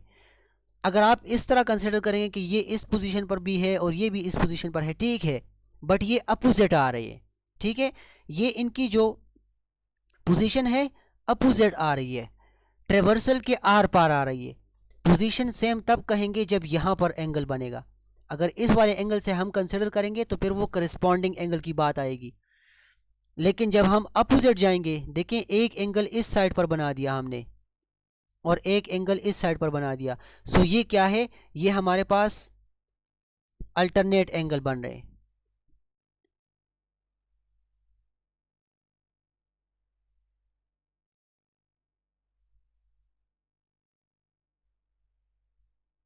यहां तक आपको समझ आ चुका है या नहीं? मैं अभी इसकी डेफिनेशन लिखता हूं। Alternate angles are angles that occur on opposite sides of the transversal. ठीक है ना, वहां पर सेम साइड करस्पॉन्डिंग में सेम साइड पर, इस साइड पर, इस साइड पर, यहां पर क्या है, डेट ऑकर एट सॉरी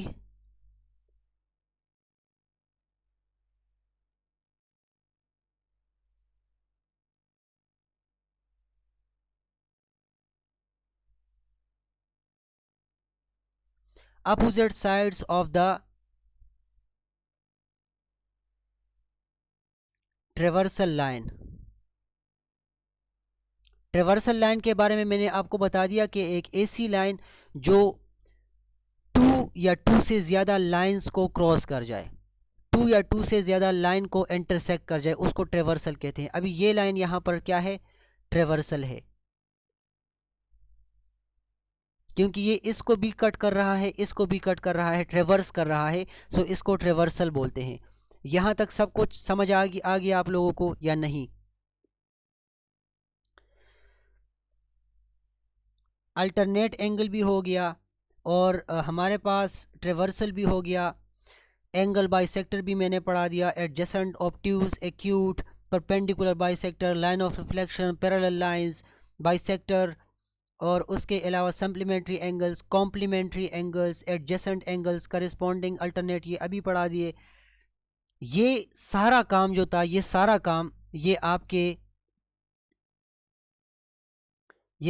काम आपके मैथमेटिक्स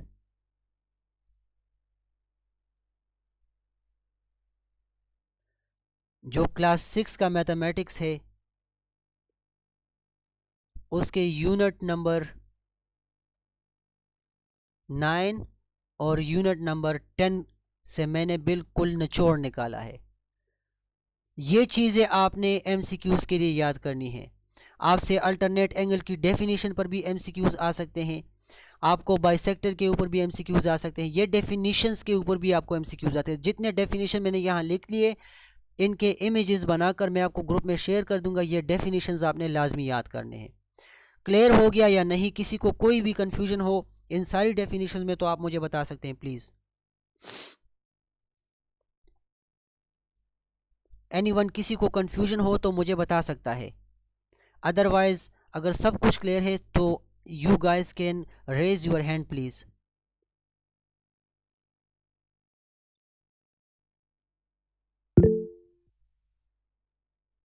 सब कुछ समझ आ गया?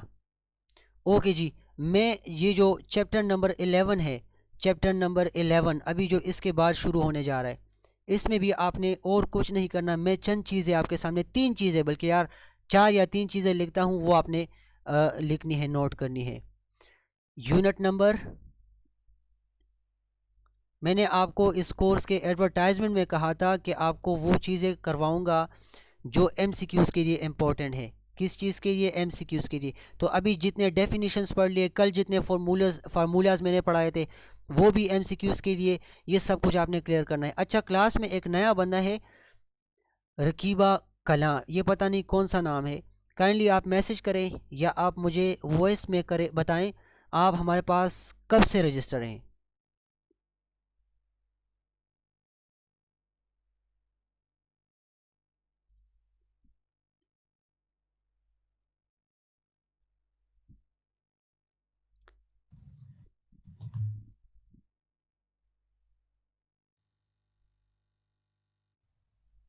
आप अपना नाम बता सकती हैं, या अगर आप मेल हैं तो नाम बता सकते हैं, फीमेल है तो नाम बता सकती हैं, और कब से आप रजिस्टर हैं हमारे पास क्लास में। कोई आउटसाइडर तो नहीं है क्लास में प्लीज़, एनीवन।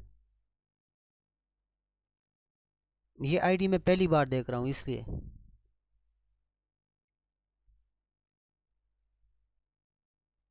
अगर आप नहीं बताएंगे तो मैं आपको आउट कर दूंगा। प्लीज़ आप बता सकते हैं।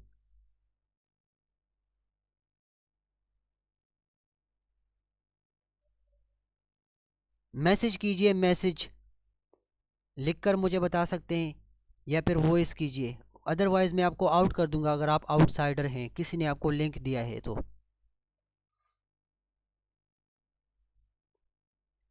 तब तक ये मैसेज कर देंगे और मैं आपको बताता हूँ। आपने ये जो यूनिट नंबर 11 का नाम मैंने लिखा यहाँ पर, यूनिट नंबर 11 का, इसमें आपने ये चीज़ें लाजमी कवर करनी है। ये चीज़ें, एक है एवरेज, मैं आपको अभी इस पर डिटेल में कुछ क्वेश्चंस भी करवा दूंगा और पढ़ा भी दूंगा। मीन, ये अपने पास नोट करें कि इस पर एमसीक्यूज आ सकते हैं। उसके बाद है मोड, डेटा मैनेजमेंट का चैप्टर है ये। कौन सा है? डेटा मैनेजमेंट का।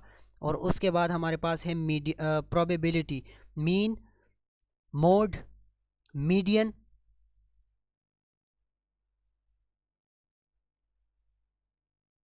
और आखिर वाला जो है वो है प्रोबेबिलिटी।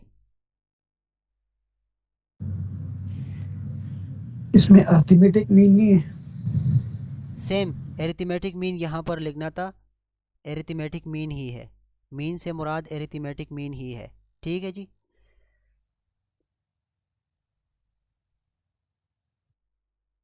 ये एरिथमेटिक मीन ही है।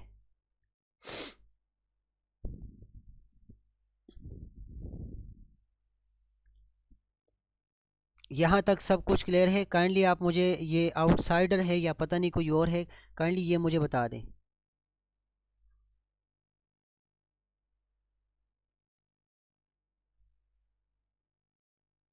इरम अरशिद आपको करस्पॉन्डिंग एडजेसेंट अल्टरनेट एंगल्स के वाइट बोर्ड शो करवा दिए हैं, आपने देख लिए? अगर नहीं देखे तो मैं आपको स्लाइड्स शेयर कर दूंगा।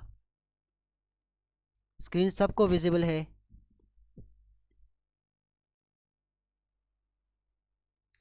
अच्छा, एवरेज हमारे पास क्या होती है? एवरेज हमारे पास सेंटर वैल्यू होती है। सेंटर वैल्यू, हमारे पास एक डेटा सेट गिवन है। मैं कंफर्म कर लूँ, ये कोई मुझे मैसेज कर रहा है? नहीं। सेंट्रल वैल्यू, हमारे पास कोई भी डेटा है, लेट सपोज आपके पास सीरीज़ में एक डेटा है, उसमें कुछ एलिमेंट्स हैं, तो उसमें जो सेंट्रल वैल्यू होती है वो हमारे पास एवरेज होती है, या number of occurrences divided by sum of occurrences divide by number of occurrences, वो हमारे पास एवरेज होगा। सेम एवरेज से मुराद हमारे पास, याद रखें, एवरेज हमारे पास मीन भी हो सकता है, मोड भी हो सकता है और मीडियन भी हो सकता है। सो इसमें कंफ्यूज नहीं होना, मैं भी क्वेश्चन करवाऊंगा इसके ऊपर। ये जो मीन है ये arithmetic average calculated by adding up all values. यहाँ पर एरिथमेटिक मीन का एक फॉर्मूला है, ये आपने नोट करना है, ठीक है। लेट सपोज इसको डिनोट इस तरह करते हैं, एरिथमेटिक मीन को x समेशन ऑफ x, जितनी वैल्यूज़ हैं डेटा सेट का उसका सम लेकर उसको जितने बार वो आ रहे हैं नंबर उसकी, लेट सपोज मैं आपको लिखता हूँ 2 4 3, तो इनका सम ले लें, 4 और 2 6 हो गया, 6 और 3 हमारे पास 9 हो गया। सो समेशन x की वैल्यू 9 डिवाइड बाई ये कितने बार आ रहा है, 1 2 3, 3 वैल्यूज़ हैं।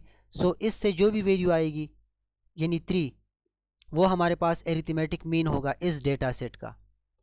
सो ये इसके बारे में थोड़ी सी थ्योरी पढ़ा दी। अच्छा, मोड के बारे में याद रखें, the value that appears most frequently in data set, most frequent value जो होगी,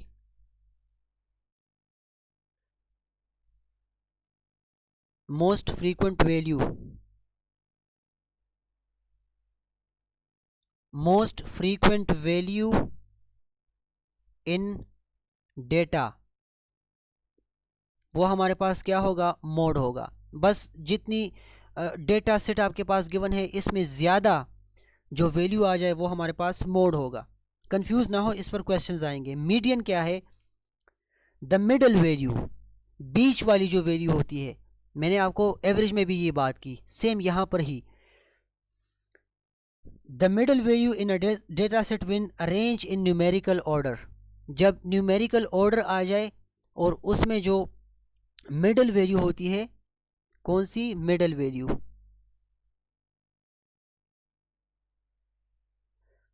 मिडल वैल्यू जब आ जाए, कब आ जाए? जब न्यूमेरिकल ऑर्डर में हमारे पास डेटा सेट हो। न्यूमेरिकल ऑर्डर में हमने डेटा सेट को लिख लिया, उसके अंदर जो मिडल वाली वैल्यू है, मिडल वाली वैल्यू, ठीक है, वो इसका मीडियन होगा। अगर लेट सपोज कंसिडर कर ले आपके पास ये एक सीरीज़ है 1 2 3 4 और यहाँ पर हमारे पास लेट सपोज ये 2 दो बार आ रहा है, ठीक है ना? नहीं, ये 1 2 3 इनका मीडियन क्या है? आप मुझे बता सकते हैं इनकी बीच वाली जो वैल्यू है?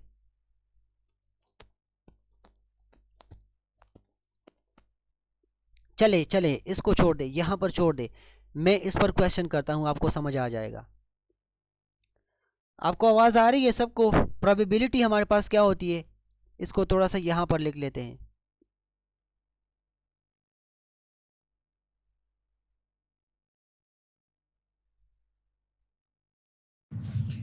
सर ये आपने एवरेज, मोड, मीडियम के जिक्र कर रहे हैं, ये ग्रुप डेटा में आता है या एन ग्रुप में आता है? छोड़ दे फिलहाल उसको, छोड़ दे। मैं ग्रुप डेटा अनग्रुप डेटा उस सब के ऊपर आ रहा हूँ। आपको एक डेटा गिवन होगा, वो अनग्रुप होगा, आपने उसको मीडियन के लिए या मोड के लिए देखें।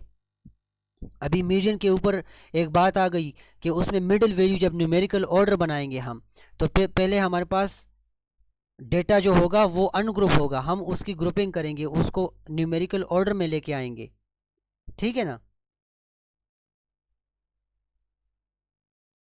समझ रहे हैं आप लोग या नहीं समझ रहे? उसको फिलहाल छोड़ दे, मैं आपको उसके डेफिनेशंस पढ़ाता हूँ।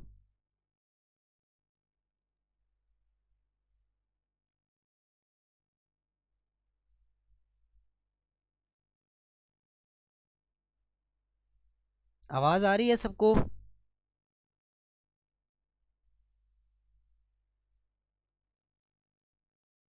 हेलो?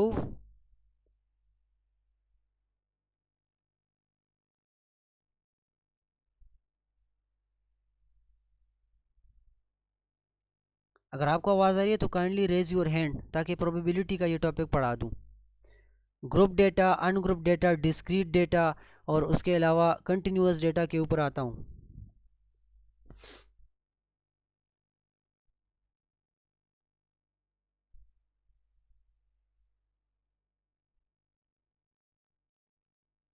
आवाज़ सबको आ रही है मेरी? यूनुस भाई यस सर। आप एक बात को नोट कर लें।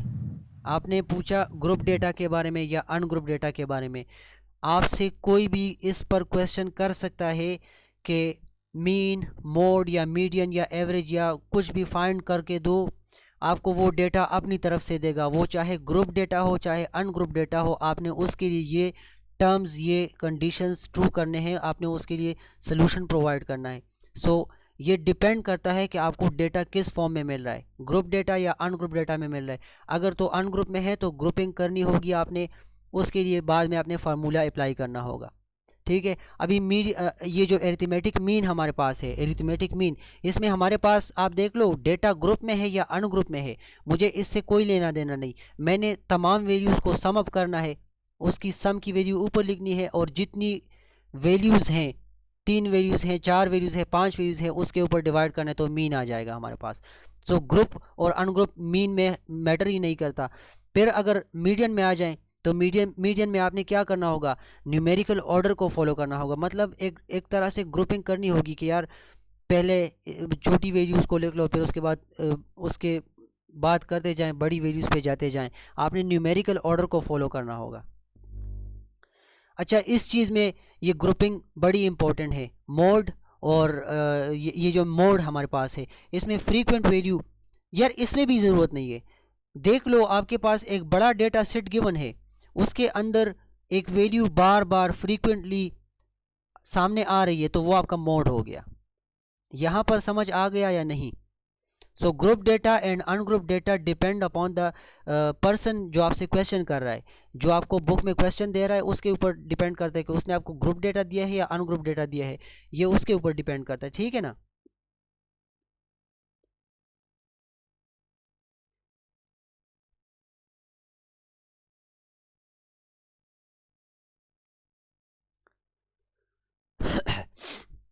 अच्छा, आप कंफ्यूज होंगे कि ग्रुप डेटा हमारे पास असल में होता क्या है। ग्रुप डेटा हमारे पास एक सीक्वेंस में जाता है, जिस पर हम अगर हम उसको देख ले तो हमारे जहन में कुछ आता है कि भाई ये इस चीज़ का डेटा है। डिस्क्रीट डेटा पहले से समझ ले। डिस्क्रीट प्रोबेबिलिटी पर आते हैं। एक टर्म है डिस्क्रीट डेटा।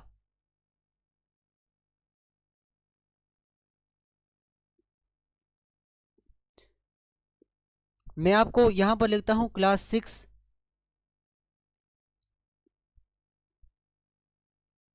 स्टूडेंट्स। तो इससे जहन में आपके क्या आता है? क्लास 6 के स्टूडेंट्स। इससे आपके जहन में सिर्फ ये आता है कि जुमाते शशम यानी 6 क्लास के स्टूडेंट्स।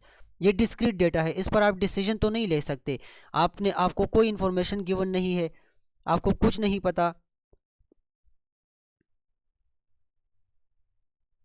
कि क्लास 6 के स्टूडेंट्स के बारे में मुझसे क्या इन्फॉर्मेशन ली जा रही है। आपको सिर्फ ये गिवन है कि क्लास 6 के स्टूडेंट्स। तो ऐसा डेटा जो मैसेज कन्वे ना कर रहा हो उसको डिस्क्रीट डेटा बोलते हैं। ठीक है ना? आप लोगों को समझ आ गया है नहीं? ये आपके क्लास 6 का जो मैथमेटिक्स है उसमें डिटेल में उसके ऊपर डेफिनेशंस गिवन है। मैं आपके सामने थोड़ा सा पढ़ लेता हूँ।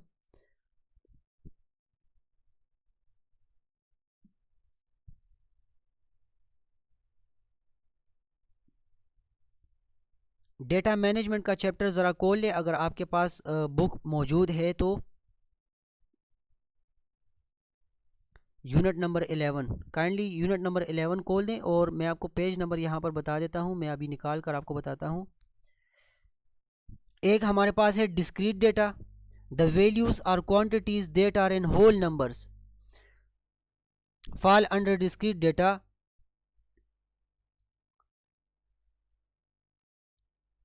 They cannot be subdivided into further parts, for example number of students in grade 6.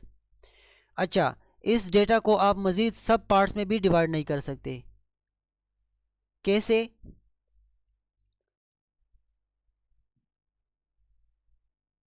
क्योंकि सब ग्रुप्स में तब हम डिवीजन करते हैं जब डेटा हमारे पास डिस्टिंक्ट ना हो। यहाँ पर डेटा फ़िलहाल हमारे पास डिस्टिंक्ट है, नोन है कि हमारे पास क्लास 6 की बात हो रही है। ठीक है ना? अच्छा, मैं अगर कहूँ आपको the population of Islamabad, population of Islamabad से आप कोई ग्रुपिंग नहीं कर सकते हैं। कोई आपको पता नहीं, किसी बंदे ने आपको लिखा पॉपुलेशन ऑफ इस्लामाबाद। समझ आ रहा है या नहीं? मैं वैसे ही लगा हूँ पॉपुलेशन ऑफ इस्लामाबाद। अभी आपको क्या पता कि पॉपुलेशन किस लिहाज से, पॉपुलेशन की टर्म यहाँ पर मुझे डिस्क्रीट इन्फॉर्मेशन दे रही है। मुझे नहीं पता कि इस्लामाबाद के बारे में ये जो पॉपुलेशन है उसका टर्म भी मुझे नहीं पता कितनी पॉपुलेशन है एग्जैक्टली मुझे नहीं पता। ग्रुपिंग में करूँगा इसका, डिस्क्रीट डेटा है। ठीक है ना? ये मुझे इन्फॉर्मेशन प्रोवाइड नहीं कर रहा। The value are quantities that are in whole number, बस होल नंबर है। पॉपुलेशन ऑफ इस्लामाबाद हमारे पास होल नंबर में ही होगा, बट फ़िलहाल गिवन नहीं है। डिसीजन मेकिंग की प्रोसेस अगर मैं कहूँ तो डेटा पर हम डिसीजन मेकिंग नहीं कर सकते जब तक हम उसको प्रोसेस ना करें। कंप्यूटर में भी है डेटा और इन्फॉर्मेशन। जब तक मैं डेटा को इन्फॉर्मेशन में कन्वर्ट ना करूं, इन्फॉर्मेशन जब तक मैं ना बना लूं, जब तक मैं इन्फॉर्मेशन अखज़ ना करूं, तब तक मैं डेटा के ऊपर डिसीजन नहीं ले सकता। क्या नहीं कर सकता? डिसीजन नहीं ले सकता। यार, यहाँ तक सब कुछ समझ आ चुका है या नहीं? ये डेफिनेशंस वगैरह जो मैंने लिख के, kindly raise your hand. Sir average और मीन में क्या डिफरेंस है? सेम, ये आपको मैंने ये यहाँ पर देखे वाइट बोर्ड का स्लाइड, वो किधर, यहाँ एवरेज में मैंने आपको बताया central value. Central value mean का भी वही मतलब है। एवरेज की डेफिनेशन पढ़ाते वक्त मैंने आपको बताया कि एवरेज हमारे पास एरिथमेटिक मीन या मोड या मीडियन की फॉर्म में आ सकता है। अब अगर आप देख लें तो एरिथमेटिक मीन में जब हम वैल्यू फाइंड करते हैं, आंसर करते हैं, तो भी हम एवरेज ही फाइंड कर रहे हैं।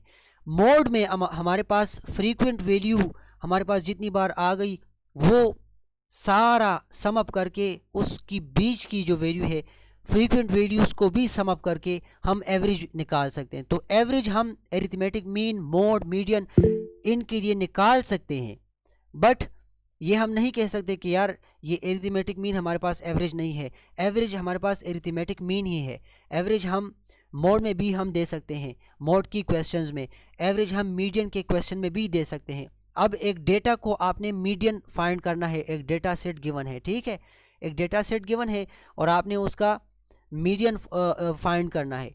सो उसको न्यूमेरिकल ऑर्डर में लिख लें, मीडियन फाइंड कर लें। मीडियन हमारे पास मिडल वैल्यू होती है, एवरेज भी हमारे पास क्या होती है, सेंट्रल वैल्यू होती है। बट मिडल वैल्यू से मुराद यहाँ पर हमारी कोई ख़ास वैल्यू होगी, मीडियन, वो एवरेज नहीं होगा।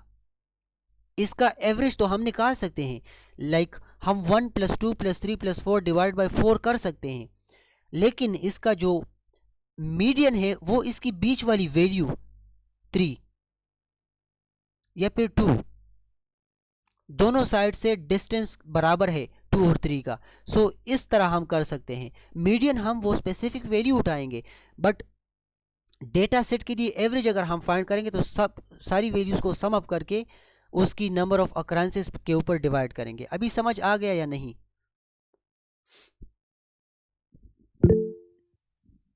ओके जी। सर ये मीडियम, मोड, मीडियम, ये एवरेज, मैथमेटिक्स और स्टैटिस्टिक की इसमें क्या फ़र्क है? ये स्टेटिस्टिक्स के टर्म्स हैं। असल में मैथमेटिक्स में डेटा मैनेजमेंट सारा नहीं आता, और ये जो डेटा मैनेजमेंट है ये स्टेटिस्टिक ही है।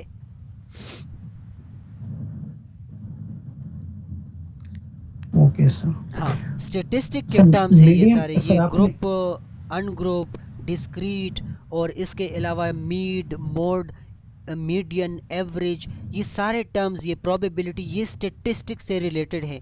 बट स्टेटिस्टिक आप ऐसा कह लो कि इज़ अ सब ब्रांच ऑफ मैथमेटिक्स,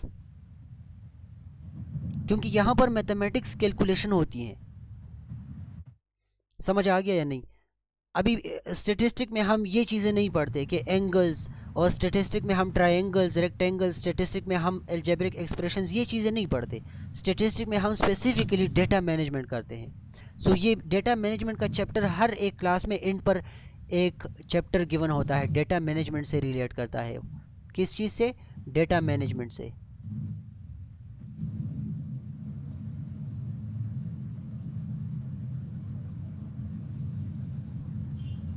अच्छा यार, प्लान ऐसा था कि इस पर एक्सरसाइजेस के क्वेश्चन करेंगे। किस चीज़ के ऊपर? ये जो प्रोबेबिलिटी है, मीन है, मोड है, मीडियन है। बट क्लास का टाइम काफ़ी एक्सटेंड हो गया है, 1 घंटा 23 मिनट तक हम चले गए। फिर वीडियो में भी मसले होंगे और मेरे लिए अपलोड करना भी मुश्किल होगा। तो कल ऐसा करेंगे कि ये प्रोबेबिलिटी के ऊपर, मीन, मोड और मीडियन के ऊपर जल्दी से मैं आपको क्वेश्चन करके दूसरा क्लास, जो क्लास 7 है, वो स्टार्ट कर लेंगे। क्या ख्याल है आप लोगों का? अभी तक यहाँ तक ठीक है? ठीक है सर। अच्छा, सामान समेटते वक्त मैं आप लोगों को काफ़ी टाइम देता हूँ। अभी तक जितना हमने पढ़ा, पहले तो मैं आ जाता हूँ यहाँ पर। ये कौन थी वो? आप लोगों में से कोई उसको जानता है, वो जो नाम था? मैं आपको लिखता हूँ। कोई बंदा उसको जानता है जो अभी क्लास में था या थी? क्या नाम था उसका? ये वाला नाम था, ईमेल है सर, आपको मैसेज भेजेगा। रकीबा कला। चले मैं वीडियो को थोड़ा सा स्टॉप कर लेता हूँ ताकि क्लास कंप्लीट हो जाए। अच्छा, तो ये आज की हमारी 15 नंबर क्लास थी, डे 15 था। इसके बाद हम कल मीन, मोड, मीडियन, एवरेज और प्रोबेबिलिटी पर 2-2, 3-3 क्वेश्चंस करके नेक्स्ट क्लास में जंप करेंगे इंशाल्लाह।